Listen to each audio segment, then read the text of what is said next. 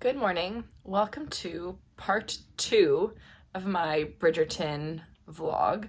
So I did part 1, obviously in the last video, where I watched almost the first 4 episodes of Bridgerton, and I was reading a book, I got a cookbook, I had a Regency-inspired day, and I'm here to continue the rest of the season. I'm here to finish episode 4 and 5, 6, 7, and 8.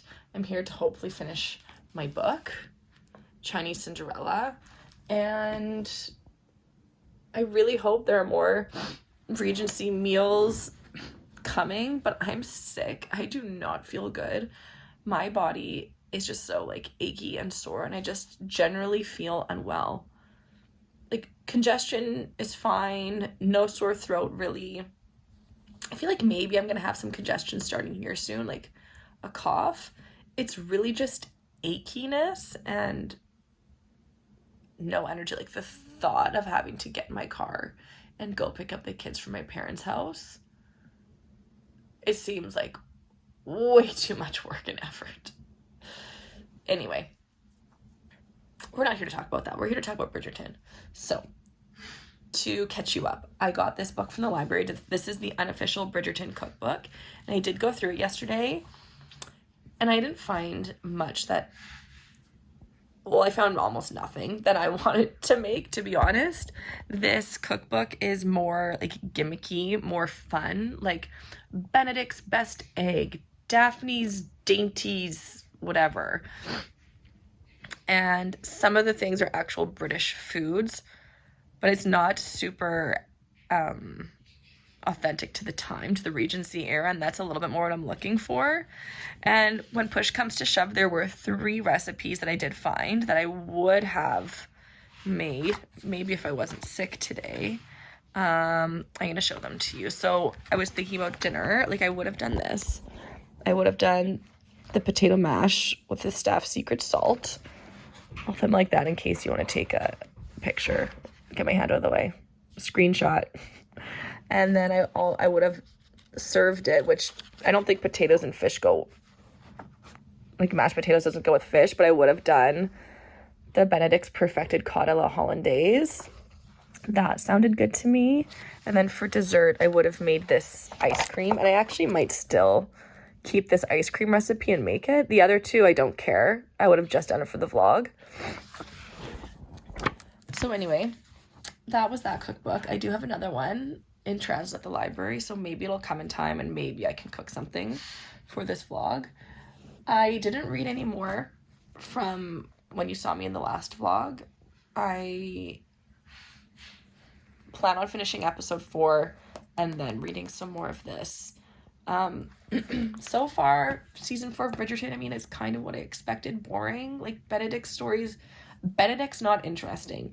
His story is not interesting. Even when I read the books, I was not interested in him and his and Sophie's love story at all. I do really like the actress that is playing Sophie, and we need new blood in the show, so I'm glad that she's here. They could have used her family more, the stepsister and the mom, the stepmom. Anyway, let's watch more and talk later. I'm 112 pages into Chinese Cinderella, and yeah, it's horrible. What happens to her in her family home, it's so sad. I think I was misled a bit because it's you think of Cinderella, you think of a child that is forced to clean and be the scapegoat for everything. And she is the scapegoat for things, and it's similar to Cinderella in the sense she lives in a rich house, but she's not treated as one of the regular kids. In my previous vlog, I told you, okay, yeah, this is a new vlog. So Chinese Cinderella, it's about Adeline Yen Mah. She is one of 7.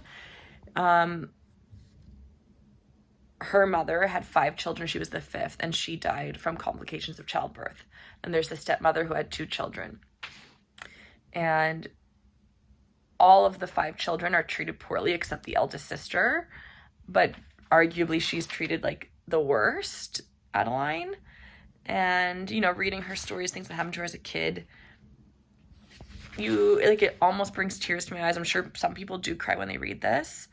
But what I wanted to pop in here and say, like, what I'm really surprised about and fascinated by, I'm always fascinated by these communist revolutions. So this is after this, the book starts when she's 5, after World War II, or no, during World War II, because the Japanese are still there in China, and now she's 11, and the Japanese have gone, the Americans are kind of around, and she lives in a very wealthy house. Her dad obviously has a lot of money. The new wife is dressed in dresses straight from Paris, so many jewels. They run in wealthy circles. They have servants in their home. And I just have so many questions about how the Chinese Revolution started. And, you know, I have ideas of what happened during the revolution, the Cultural Revolution, and burning everything and tearing everything down, and the secret, you know, turning people in, and a lot of murder and a lot of death from starvation. But I'm more than halfway through the book, and we haven't gone to that part, and I'm just so curious to know what happens to her and her family when the Cultural Revolution starts, because obviously they're going to get everything taken away.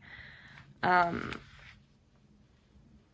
yeah, it's just like, here, for example, like, she was voted class president, and her friends came over and gave her all these presents. Collections of comics, kung fu novels, a chess set, a skipping rope, packages of treats. And they had a presidential election in their 6th grade class for the class president, and they spoke about it. The teacher spoke about it, like, in America, like we do in America. So this was, I don't know, I guess I'm just so shocked to see all of this wealth in China at this time, and that the Americans are there and they're talking of democracy and speaking highly of America in classrooms. It's definitely making me want to read more about the Cultural Revolution. And I'm even more surprised that China is what it is today, after this Cultural Revolution, after communism. Still in communism? I don't even know. Carlos told me that China is actually relatively free. Like, they have a relatively free market.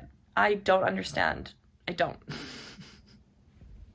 Another thing that I'm having a really hard time grasping is how adults can be so cruel to children. And not only how an adult can be cruel to a child, but how a parent can be cruel to their child. Like, it is, I don't understand. Like, I cannot comprehend. I can understand being frustrated by a child or upset at something they've done, but how this stepmother is so evil, and how the father goes along with it and supports it and stands by during it, and the other adults in the home, like, I don't understand these cultures where there's hierarchy in the home and no adult is willing to go up against the head of the household. I have a really hard time grasping that idea. And it's a lot of things. It's disheartening, it's saddening, it's infuriating. And I'm really glad I read this book, so I do recommend you pick it up. I mean, what has gone on in this season? Like, I know they're trying to do more with, like, Violet and her gentleman, and Mrs. Mondridge being a lady in waiting, and Lady Danbury and the Queen. They're trying to fill some stuff in here, but even Eloise used to be such a fixture of the show, and all made up, by the way. Like, her storyline in season 1, 2, and 3, like, it was just made up storylines. Why is she barely in this season? And like I said, I thought, because Lady Penwood and her daughters moved into the house next door to the Bridgertons, I thought, oh, finally they're going to be involved more. Not so far. I'm almost in the middle of episode 5, And I'm just thinking to myself, how can there be 3 more episodes? It's just slow and boring. And they need to bring Penelope's mom back. What's her name? Like, I like her. She was also so involved and all made up. Why couldn't they have made up more storylines for these characters in this season? Mark my words, no one's going to be watching season 4 again. They've watched it once. That's enough. A little change of scenery. I am having my afternoon tea, even though afternoon tea wasn't a thing in the Regency era. Apparently it came later. But here I have my Irish breakfast tea decaf. These were some frozen raisin scones I had made a while ago. I took one out of the freezer, and Carlos kindly went to get the Bridgerton cookbook for me from the library. So I'm gonna have my little snack, go through the cookbook and continue to watch Bridgerton. I'm still on episode 5. I only have 9 minutes left. And then I think I'm gonna read and just keep resting. I am feeling better. I think the coffee made me feel a lot better. But I'm at that point where it's like, oh, you think you're feeling better, and then you push yourself, and then you just feel so much worse. It's really hard. I know it sounds so stupid, but it's hard to just rest. Because, yeah, you get like, you think you're feeling better and you start doing things, and it always goes downhill. So I'm trying really hard just to rest. I did a little bit. I folded some of the laundry from yesterday that was air drying. I put the dishes away. I cleaned the kids' room a little bit. So now I'm just gonna have my snack, read, and really, really try to rest up so that tomorrow I'm good to go. I had a bit more success with this cookbook. Let me find some pages that I can show you what I wanted. I mean, the pictures in this book are spectacular. Okay, Yorkshire pudding, a classic. I was thinking that maybe I could do this Thursday or Friday. The Victoria sandwich cake. I've never made a Victoria sponge before, but that would be good for dessert. What's this? Oh, homemade ginger beer. I love ginger beer, and the recipe seems really easy. So I might do that. That would be like the drink of the night. And then, what's this? These are the roasted carrots. The roasted rainbow carrots, which would be a great side dish. And then dessert. Look at this. Ready? This is the pistache pudder. Oh, yum. Yum, yum, yum. So I'm thinking I could do these recipes. The thing that's missing is like a main protein. So I'd probably just get a chicken and just roast a chicken, and then have the pistachio and the Victoria sponge cake for dessert, the carrots, the Yorkshire puddings, and what was the other? Oh, the homemade ginger beer. I'm just thinking, but was there another side? I don't think so, because like Yorkshire pudding, carrots, I don't know if that's enough of a side for the meal. I'd probably have to do those mashed potatoes from the other cookbook, which could work. Okay, stay tuned. Maybe in a few days we'll be cooking together. I finished the book. Of course, I'm giving it 5 out of 5. Not much to add to what I've already said about the book. It seems like she's had a good and happy life. She was able to leave Hong Kong, go study in England, and then she was practicing medicine in America. Although she did say in like a postscript that she always yearned for her parents' approval, which is so sad. Yeah, Chinese Cinderella, 5 out of 5. I'm almost done episode 6, and they're hinting at Michael being sick. Or, Michael, no. John Sterling being sick, and I really like him, and him and Francesca are so sweet together, and it's so sad that he's gonna die, and I'm not ready for it. I thought that he was gonna die in the 8th episode, but maybe they're gonna move that forward. And between The Duke and I and Francesca's book, those are my two favorite books of the series. Really the only books I actually liked. Like I really, really liked those two. The other ones I didn't even really care about. And Francesca and Michael's story, I don't know, it captured me. I loved it. And so I am personally disappointed that Michael is Michaela and they're using Francesca as their, well, I'm assuming she's bi. Like, she obviously loves John and is into him. Like, she has sex with him, and I think that she was, in the end, getting an orgasm. But anyway, so I am sad that it will be Michael and Francesca, but hopefully they'll still do their story justice in the next season, because the fourth season the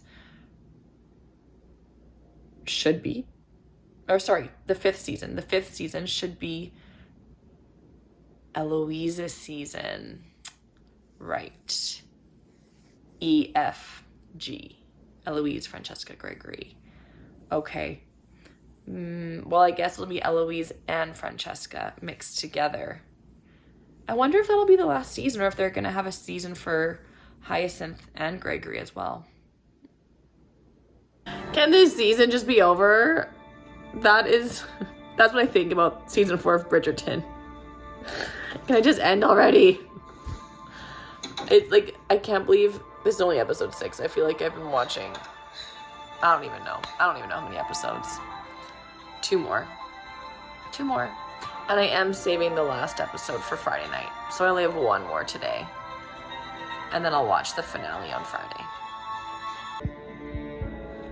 Oh no, Francesca, no. Oh, poor Francesca. It'll be okay, girl. It'll be okay. Okay, it is Friday. I made my whole Bridgerton-inspired meal, starting with this ginger beer, which is really spicy. No one is drinking it except me. But you know what I can do is I can make like ginger tea with it. So I might freeze some and I don't know, bring it out later at other times. I like ginger beer. This is strong and spicy, but I've had equally strong ginger beers before. Anyway, moving on. I have the Servant's Secret mashed potatoes, the roasted carrots with walnuts and bacon, just a chicken from the grocery store, and I made Yorkshire puddings. I'm really proud of how these came out, and I will show you dessert when it's dessert time. I will just say the Yorkshire pudding is from this, the carrots is from this, the ginger beer is from this book, and then the potatoes and the dessert we're having today is from this book, and the potatoes are from this one. That one. How are the carrots? Athena? Good. How are the mashed potatoes? I didn't eat them yet, Okay. but they are good. You did have a taste when we were making them. The walnuts are, yeah, it's really good. All right, my family's gone. They left early today. It's 5 to 7. Usually they stay a bit later, but I think there was only my mom, dad, and grandma tonight. So it's like a nice, easy night. Well, easy in the sense that I was on top of my stuff and I had everything prepared and ready when they got here. But preparing this whole meal was not easy. Like, I felt like I was in the kitchen all day, and I didn't even make the chicken. Like, I made the Yorkshire pudding, I made the potatoes, the carrots, I made part of the dessert last night. Oh, I didn't show you guys the dessert, the pistachio dessert. Oh my gosh, it's so good. Carlos nailed it. He's like, it just tastes like melted ice cream, and that's basically what it is, because it's a custard base. So, like, heated up milk and cream with egg yolk. And then honey, I have to put you down. I cannot open this with one hand. Oh boy.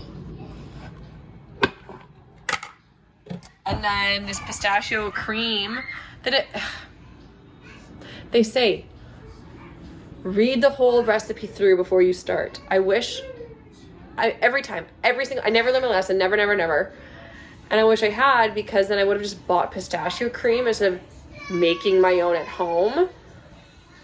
Anyway, I made it. It was delicious. This is the product. And then, so it's custard, the pistachio cream, and then you fold in whipped cream. So, yeah. The one in the book looks prettier. The one in the book is like a bright green with no like brown bits. I think the bits that are inside is the skin from the nuts. Here, look how beautiful. You know what? Mine still tasted really good, and they actually suggest to put some olive oil on, and I didn't. Maybe I'll try that tomorrow. Anyway, the standouts were the Yorkshire puddings. My dad said they're the best Yorkshire puddings he's ever had, and I agree with him. And yeah, so I'm just gonna clean up a little bit around here. I'm gonna do the dishes. Usually I watch something while I do the dishes, and I think I'm gonna start episode 8, because why not? So I'll do that while I wash the dishes, and I'll check back in. Good morning. I left you hanging last night because I went to sleep at 9 p.m. I watched a little bit of Bridgerton while I did the dishes, and then we were putting the kids to bed, and I was laying there. I said, Carlos, I don't think I'm getting up. And I went to sleep. And then I didn't wake up until 7 a.m. this morning, so that was a really good 10-hour sleep I had. Anyway, I woke up, and the first thing I did was finish the episode of Bridgerton. And I don't get it. Does anyone get the ending? Like, Mrs. Mondridge trying to amuse the queen, but then the Bridgertons and Lady Penwood are lying to her. Like, she wouldn't stand for that. Being lied to. She'd be like, I know what's going on here, and because you lied to me, screw you, you're not marrying. The queen I know and love would be like that. Just all of a sudden they pull out of their hats that she is a lady. She's the cousin's daughter out of nowhere. Like, whatever. They got their happy ending.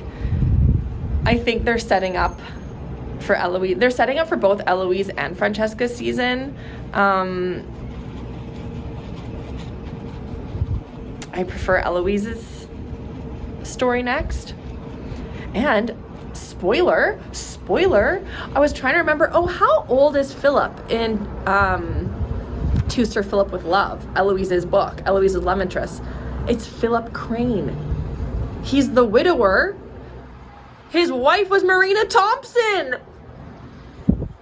So all like diehard Bridgerton fans already know this. I read the books, but I'm not like super duper into it. And I watched the show. I love it, but I'm not on forums talking about it, writing fan fiction about it. This is so juicy how they tied it all in there. The writers are so good. So that is going to be really, really, I think that's going to be a really good season. Hopefully season 5 is Eloise and Crane. I think it's going to be really good with the kids. So yeah, okay, what do I rate Bridgerton season 4? Definitely my least favorite season. I mean, season 1, 2, that's the order. That's my favorite. 1, 2, 3, and 4. We'll rewatch season 1 again and again and again. I would rewatch season 2 again. I don't need to see season 3 again, and I don't need to watch season 4 again. I had a good time. Can't wait for season 5, whatever it is. And thanks for watching, and I will see you in the next vlog.